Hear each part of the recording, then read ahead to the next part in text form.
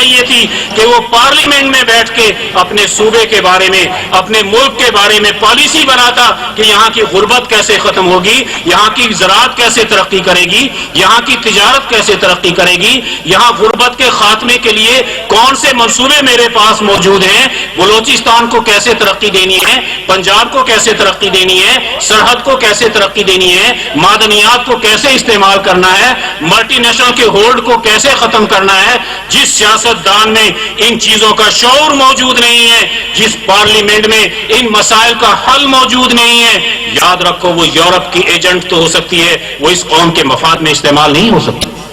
اور جب پارلیمنٹ کا مقابلہ عدلیہ سے آ جائے اور عدلیہ کوئی فیصلے کرتی ہو، پارلیمنٹ کوئی کرتی ہو، آپس میں ہم آہنگی نہ ہو، یاد رکھو اس قوم کو انصاف کہاں سے ملے گا؟ جس کی انتظامیہ کچھ کہتی ہو، پارلیمنٹ کچھ کہتی ہو، اس کے ادارے تو تباہی کی نشانی ہوتے ہیں۔ جس کے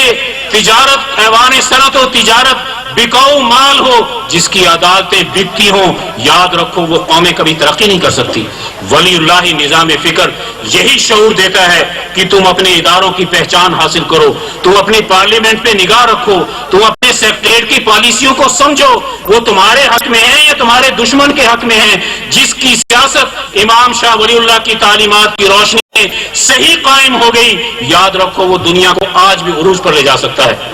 ایشیا کی بھوک مٹا سکتا ہے، افریقہ کی بھوک مٹا سکتا ہے، یورپ کی بھوک مٹا سکتا ہے، قوموں کو ترقی دے سکتا ہے، اجتماعی شعور سے آگے بڑھ سکتا ہے۔ اللہ تعالی ہم سب کو حضرت امام شاہ ولی اللہ کی حکمت کو سمجھنے کی توفیق عطا فرمائے، اس فلسفی کی زندگی کو سمجھنے کی توفیق عطا فرمائے۔ میں آخر میں یہ بتا دوں، آپ کی ساری لائبریریوں میں یورپ کے مفکرین کی کتابیں تو ہوتی ہیں، کوئی مارکس کو پڑھ کے فلسفی بنا پھرتا ہے، کوئی ہیگل کو پڑھ کے فلسفی بنا پھرتا ہے، کوئی کسی یورپ کے مفکر کو پڑھ کے فلسفی بنتا ہے۔ یہ تو سارے غلامانہ ذہنیت کی عکاسی کرنے والی باتیں ہیں۔ تم نے امام شاہ ولی اللہ کو کیوں نہیں پڑھا جو یورپ کی دانت کٹے کر دیتا ہے، سیاسیات میں بھی، معاشیات میں بھی، سماجیات میں بھی، اسلام کا مفکر ہو، اسلام کا فیلسوف ہو، اور آج ہم اس سے ناواقف ہو کر ادھر ادھر دہریہ قوموں کے پیچھے جاتے پھرتے ہوں، یقیناً یہ ہماری ناکامی کا راستہ ہے۔ اس لیے میرے عزیز دوستو، ہمیں چاہیے شاہ عبدالعزیز صاحب کو پڑھو،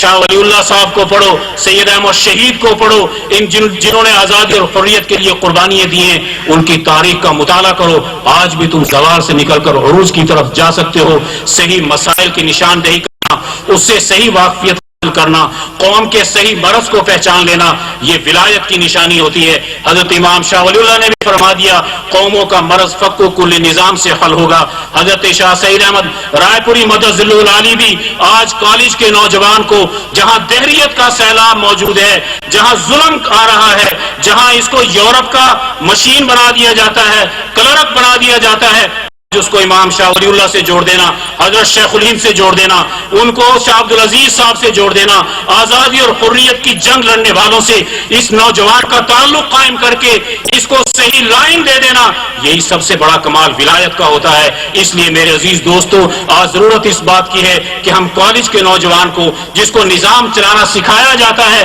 اس کو ہم ولی اللہ نظام فکر سے وابستہ کر کر اس کو صحیح راستہ دے دیں۔ انشاءاللہ یہ یورپ کا مقابلہ کر سکتا ہے، یورپ کے چیلنجز کا مقابلہ کر سکتا ہے، اور انسانیت کی صحیح رہنمائی کر سکتا ہے۔ اللہ تعالی ہم سب کو اس کا شعور عطا فرمائے۔ وآخر دعوانا الحمدللہ رب العالمین۔